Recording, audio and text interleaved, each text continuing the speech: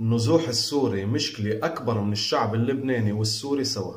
لما الضحية بتصير هي المشكلة توقف محتار، ما بتعرف شو بدك تحكي وأي جهة من القصة بدك تشوف. ناس طلعوا من وطنهم ليهربوا من الموت صاروا أداة للمتاجرة باسمهم وحياتهم ومصيرهم.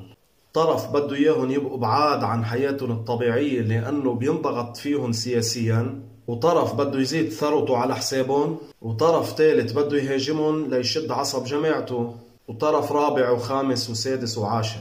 ساعة لازم يرجعوا لأنه بيسببوا مشكلة ديموغرافية، وساعة ممنوع يرجعوا لأنه منبطل نقبض على اسمهم، وساعة دواعش، وساعة البنى التحتية ما بتتحملون، وألفاظ شي بروس وشي بلاروس، والنتيجة ما في نتيجة.